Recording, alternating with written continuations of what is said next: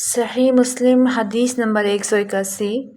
جریر نے بیان کیا کہ میں نے حسن کو کہتے ہوئے سنا، ہمیں جندب بن عبداللہ بجلی رضی اللہ عنہ نے اسی مسجد میں یہ حدیث سنائی۔ نہ ہم بھولے ہیں اور نہ ہمیں یہ خدشہ ہے کہ جندب نے رسول صلی اللہ علیہ وسلم پر جھوٹ باندھا ہے۔ جندب رضی اللہ عنہ نے کہا، رسول صلی اللہ علیہ وسلم تم سے پہلے لوگوں میں سے ایک آدمی کو پھوڑا نکلا، پھر اسی سابقہ حدیث جیسی حدیث بیان کی۔ صحیح مسلم حدیث نمبر 182۔ حضرت عبداللہ بن عباس رضی اللہ عنہما نے کہا، مجھے حضرت عمر بن خطاب رضی اللہ عنہ نے حدیث سنائی۔ کہا، خیبر کی جنگ کا دن تھا، نبی کریم صلی اللہ علیہ وسلم کے کچھ صحابہ آئے اور کہنے لگے، فلاں شہید ہے، فلاں شہید ہے، یہاں تک کہ ایک آدمی کا تذکرہ ہوا تو کہنے لگے وہ شہید ہے۔ رسول صلی اللہ علیہ وسلم نے فرمایا، ہرگز نہیں، میں نے اسے ایک دھاری دار چادر یا عبا کی بنا پر آگ میں دیکھا ہے۔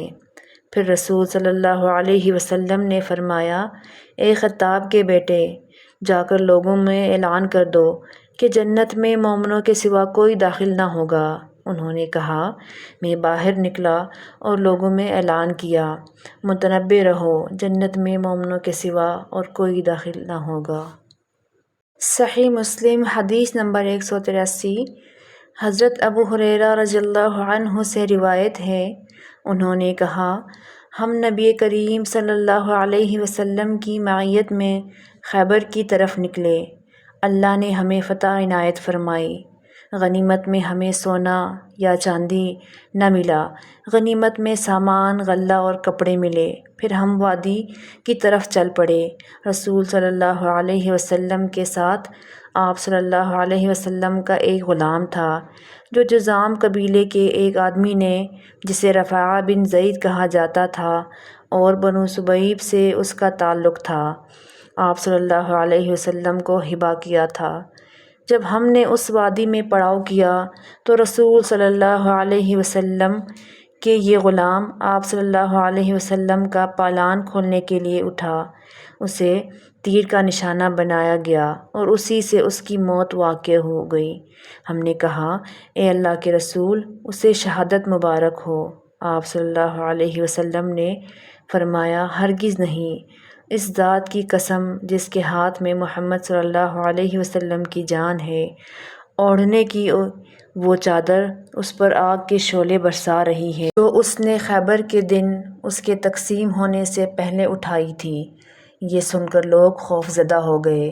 ایک آدمی ایک یا دو تسمے لے آیا اور کہنے لگا، اے اللہ کے رسول، خیبر کے دن میں نے لیے تھے۔ تو رسول صلی اللہ علیہ وسلم نے فرمایا، آگ کا ایک تسمہ ہے یا آگ کے دو تسمے ہیں۔ صحیح مسلم حدیث نمبر 184۔ حضرت جابر رضی اللہ عنہ سے روایت ہے کہ طفیل بن عمرو دوسی نبی کریم صلی اللہ علیہ وسلم کی خدمت میں حاضر ہوئے اور عرض کی، اے اللہ کے رسول، کیا آپ کو ایک مضبوط قلعے اور تحفظ کی ضرورت ہے؟ روایت کرنے والے نے کہا، یہ ایک قلعہ تھا جو جاہلیت کے دور میں بنو دوس کی ملکیت تھا۔ آپ صلی اللہ علیہ وسلم نے اس کو قبول کرنے سے انکار کر دیا کیونکہ یہ سعادت اللہ نے انصار کے حصے میں رکھی تھی۔ پھر جب نبی کریم صلی اللہ علیہ وسلم ہجرت کر کے مدینہ تشریف لے گئے تو طفیل بن عمرو بھی ہجرت کر کے آپ صلی اللہ علیہ وسلم کے پاس آ گئے۔ ان کے ساتھ ان کی قوم کے ایک آدمی نے بھی ہجرت کی۔ انہوں نے مدینہ کی آب و ہوا ناموافق پائی تو وہ آدمی بیمار ہوا اور گھبرا گیا۔ اس نے اپنے چوڑے پھل والے تیر لیے اور ان سے اپنی انگلیوں کے اندرونی طرف کے جوڑ کاٹ ڈالے۔ اس کے دونوں ہاتھوں سے خون بہا حتیٰ کہ وہ مر گیا۔ طفیل بن عمرو نے اسے خواب میں دیکھا۔ انہوں نے دیکھا کہ اس کی حالت اچھی تھی اور یہ بھی دیکھا کہ اس نے اپنے دونوں ہاتھ ڈھانپے ہوئے تھے۔ طفیل نے عالم خواب میں اس سے کہا، تمہارے رب نے تمہارے ساتھ کیا معاملہ کیا؟ اس نے کہا اس نے اپنے نبی کی طرف میری ہجرت کے سبب مجھے بخش دیا۔ انہوں نے پوچھا میں تمہیں دونوں ہاتھ ڈھانپے ہوئے کیوں دیکھ رہا ہوں؟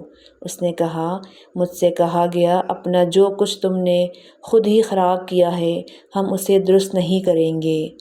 طفیل نے یہ خواب نبی کریم صلی اللہ علیہ وسلم کو سنایا تو آپ صلی اللہ علیہ وسلم نے فرمایا اے اللہ اس کے دونوں ہاتھ کو بھی بخش دے۔ صحیح مسلم حدیث نمبر 185۔ عبدالعزیز بن محمد اور ابو علقمہ فروی نے کہا ہمیں صفوان بن سلیم نے عبداللہ بن سلمان کے واسطے سے ان کے والد سے حدیث سنائی۔ انہوں نے ابو ہریرہ رضی اللہ عنہ سے روایت کی کہ رسول صلی اللہ علیہ وسلم نے فرمایا بے شک اللہ تعالیٰ یمن سے ایک ہوا بھیجے گا جو ریشم سے زیادہ نرم ہوگی اور کسی ایسے شخص کو نہ چھوڑے گی جس کے دل میں ایک دانے کے برابر اور عبدالعزیز نے کہا ایک ذرے کے برابر بھی ایمان ہوگا مگر اس کی روح قبض کر لے گی۔